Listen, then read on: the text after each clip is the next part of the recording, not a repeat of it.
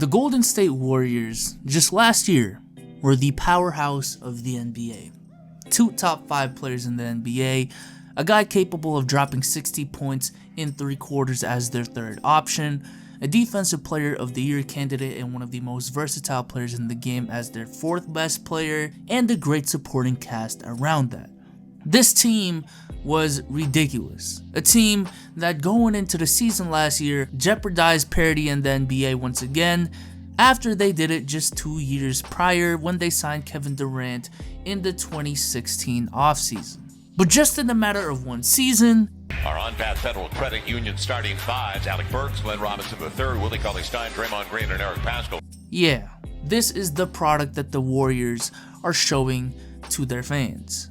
A very drastic change from what they were last season. So, y'all know what happened. I don't need to talk about it again. Injuries happen. These guys can never catch a break. From Steph Curry's broken hand, to Klay tearing his ACL in the finals, to KD's Achilles injury in the finals, to losing KD in the offseason. Even D'Lo's had a couple injuries here and there. They just can't catch a break this season. But the key word is this season. As in this video, I want to tackle the question of if they actually can get back to the top or near the top of the NBA next season. And the short answer is, I believe there is a realistic situation, or a couple of realistic situations, where they can actually do that. So the key to this plan is actually the Warriors just staying the course and staying near the bottom of the NBA just for this season. With a record of 5-19, the Warriors right now have the 2nd worst record in the league, and I really do doubt that that's going to change much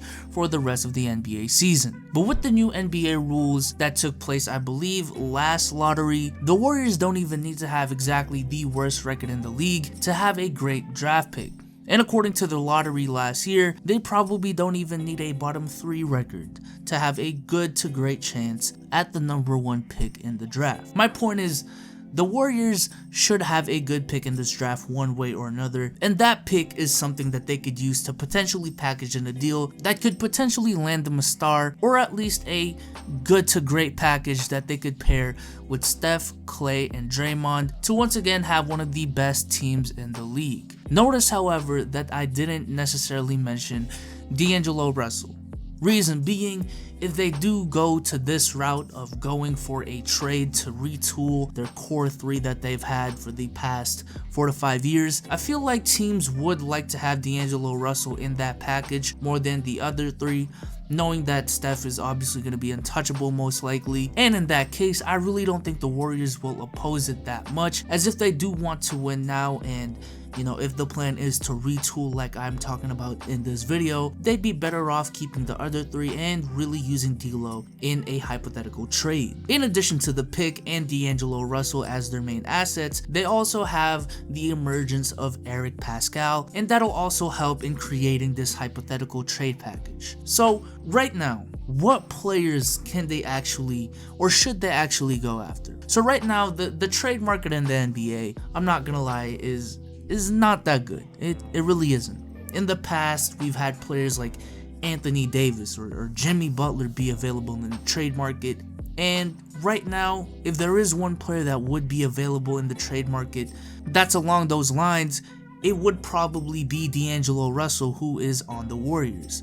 So a route that they could do is just find players that fit their system better, that aren't necessarily as talented as D'Angelo Russell. For example, what if they went after Robert Covington of the Minnesota Timberwolves and a couple other players along with him? Now, this will probably have to involve a 3rd team, but Robert Covington would be an excellent fit for the Warriors. Again, assuming that they add more to the package than just Robert Covington, I think this could work out really well for the Warriors. They probably won't have to add the pick and Eric Paschall in this trade, but this may be one of those fit over talent cases in the NBA that I think again will work out pretty good for the Warriors. Now, like I said, right now, the trade market is kind of dry in the NBA, as most players have really settled down this offseason with the craziness that happened. So it's really hard to find players that are necessarily available, but if the situation does arrive, they do have a lot of pieces and assets that they can move around in order to be big players in the trade market once again if a player becomes available. However, assuming again that they do have a good draft pick, they don't necessarily have to go through the trade route. They could also just keep the pick. Now let me get in my Joe button back and let's harken back to 1996. This season the Spurs were really good, winning 55 plus games with David Robinson at the helm. However, the season after, they had a horrible season, but in results, they got Tim Duncan. And we all know after that, the rest is history. The Warriors right now are in position to sort of do the same thing.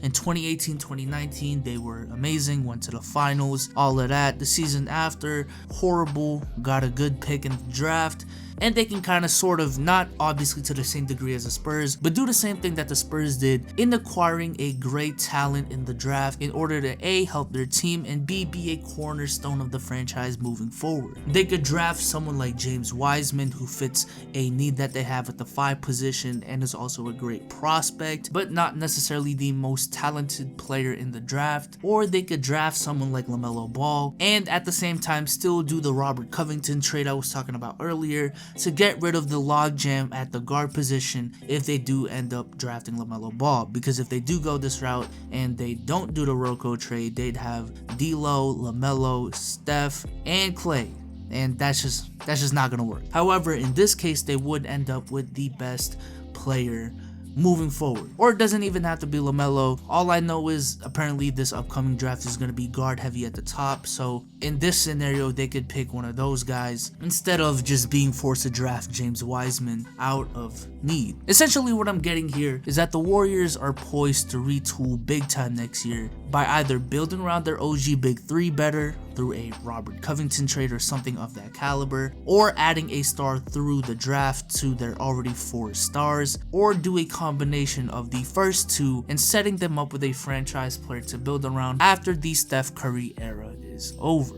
The Golden State Warriors the past 4 to 5 years have been the model of consistency. And while losing Kevin Durant was huge this offseason, and it seems like the Warriors are finally obsolete, I personally really do think that the Warriors have been too consistent and too great the past 5 years to simply just be this trash this quickly. The Warriors have proven that they are a top of the line franchise in the NBA, and I am a believer that this season is just an anomaly and they were just really unlucky with the injuries, and that next season they will return back to form and be one of the best teams in the league. And I am really hoping the best for the Warriors for the sake of competition in great basketball. But with that being said, I hope you guys enjoyed this video. I really do appreciate the support on the last video. As of the recording, it has 200,000 plus views. I can't say it enough. I really do appreciate it. After basically my whole channel was claimed last week and just all of that, it really means a lot that you guys showed out on the last video. Let's keep it up for this video. But with that being said,